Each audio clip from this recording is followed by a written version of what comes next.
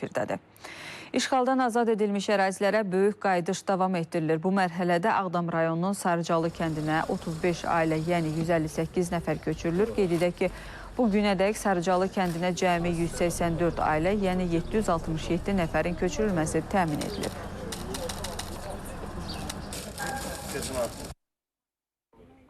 Çox sevinçliyik, öz elimizə, obamıza qaydırıq. Allah prezidentimizə kömək olsun.